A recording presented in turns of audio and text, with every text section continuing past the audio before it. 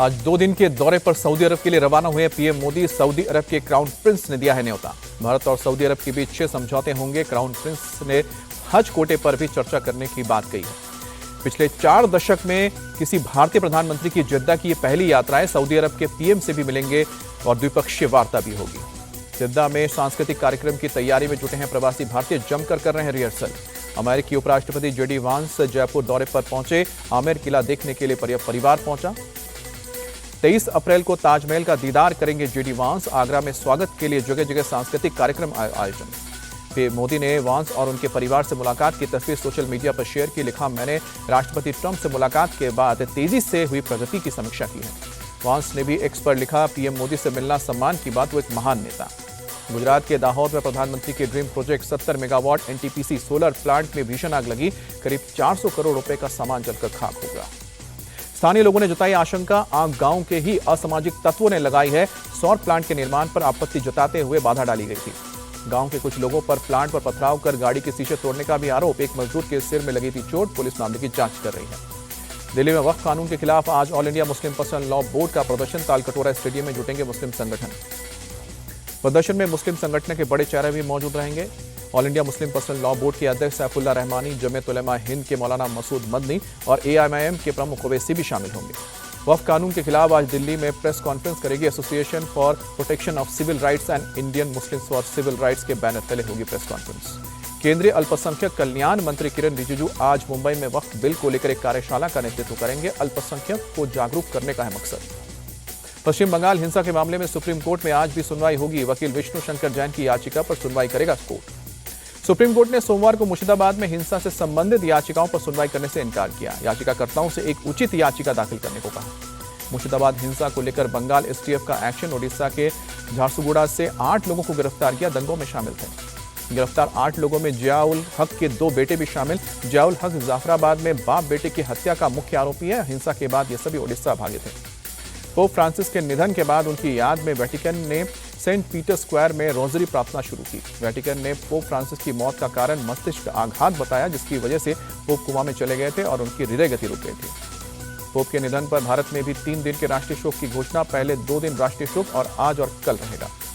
BJP के सांसद निशिकांत दुबे ने फिर किया ट्वीट। लिखा कि 1967 और 68 में भारत के मुख्य न्यायाधीश कैलाशनाथ वासु जी ने कानून की कोई पढ़ाई नहीं की थी। बिहार के पूर्व शिक्षा मंत्री चंद्रशेखर ने जीतनराम मांझी को लेकर विवादित बयान दिया।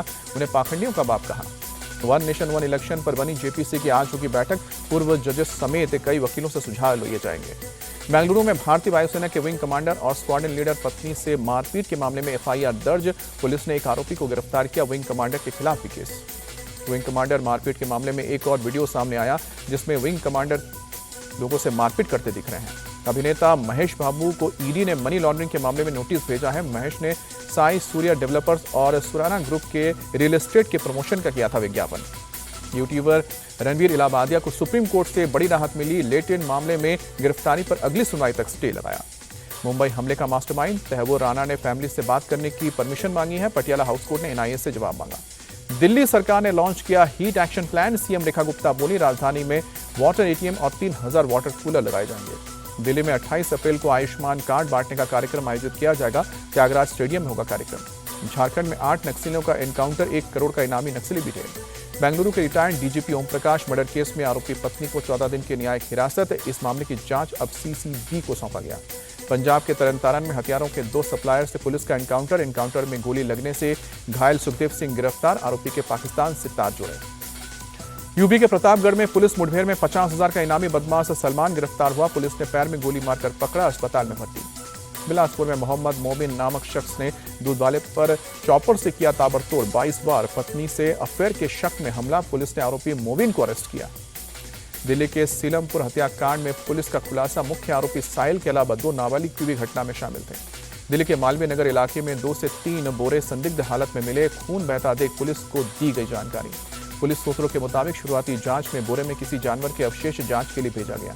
दिल्ली के शाहदरा में एक युवक की चाकू घोंपकर हत्या। वारदात के बाद पूरे इलाके में मची सनसनी। बेगूसराय में 2 युवकों का शव खेत से हुआ बरामद। दोनों के हाथ पैर बांधे गए थे। जालंधर में पुलिस के साथ 3 बदमाशों की मुठभेड़। जवाबी कार्रवाई में एक बदमाश घायल हुआ, इलाज के दौरान मौत।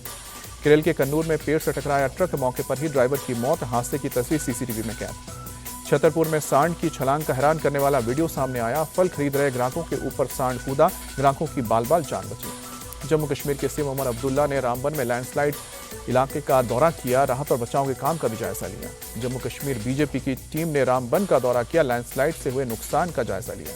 जम्मू कश्मीर के जोजिला दर्रे पर हुआ लैंडस्लाइड, श्रीनगर सोनमर्ग गुमरी रोड पर यातायात प्रभावित। आईपीएल में लखनऊ सुपर जायंट्स का आज दिल्ली कैपिटल्स से है आमना सामना। लखनऊ में दोनों टीमों के बीच भिड़ंत होगी शाम को 7:30 बजे मैच। केकेआर को मिली लगातार दूसरी हार, गुजरात टाइटंस ने 39 रन से हराया, जीटी पॉइंट टेबल पर टॉप पर बरकरार।